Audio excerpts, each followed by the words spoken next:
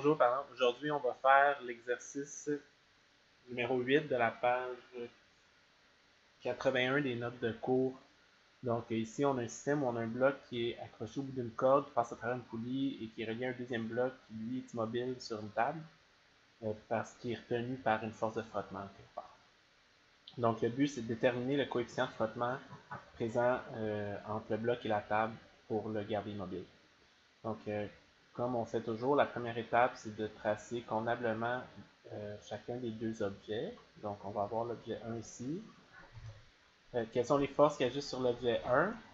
Ben, on va tracer la corde. Donc, la corde, c'est sur notre objet. L'objet est attiré vers le sol. Puis, il y a une force normale aussi qui existe entre la table et le bloc.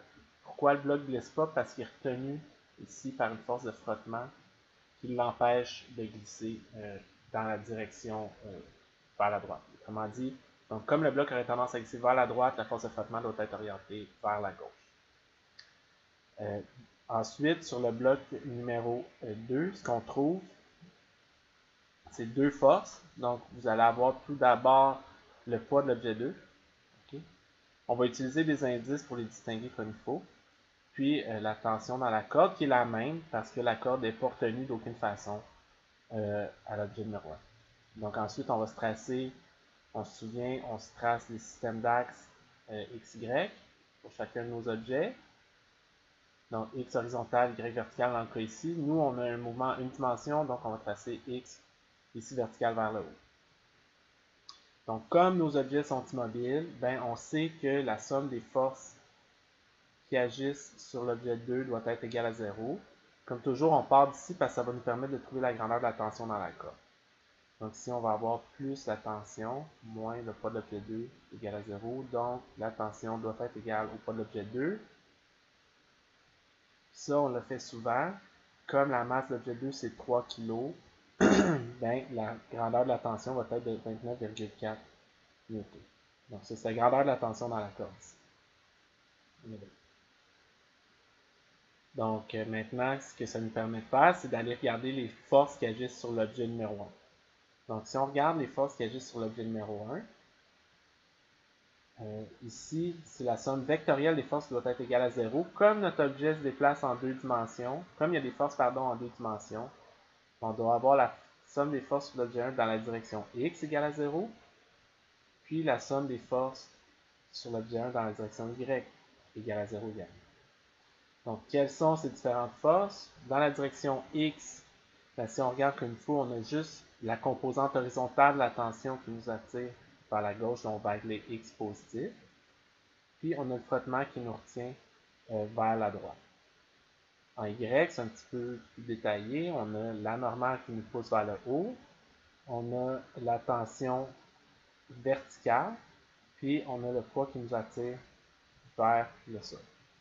Donc la somme des trois doit être égale à 0. Donc équilibre en X, équilibre en Y.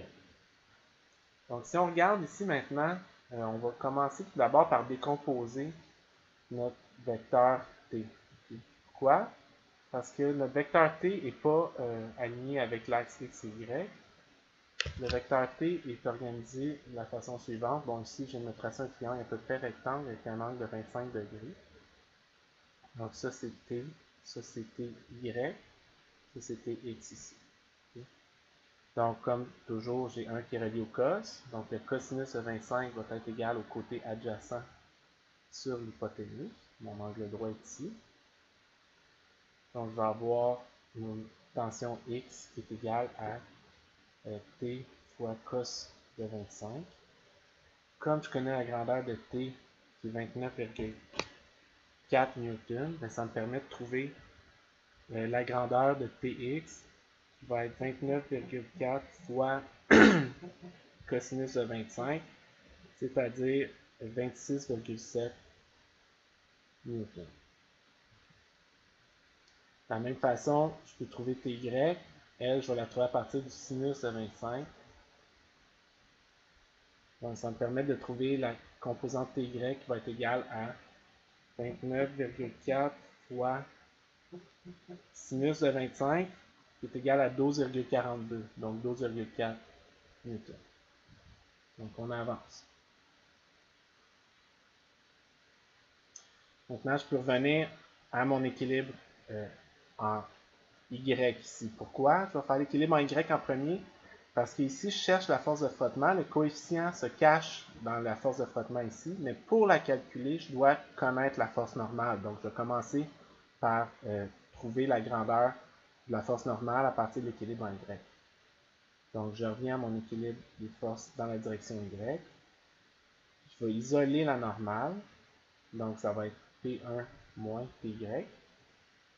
Donc, le poids de l'objet 1 qui est 8 fois 9,8 moins Py qui est 12,4. Ça me permet de trouver la grandeur de la force normale.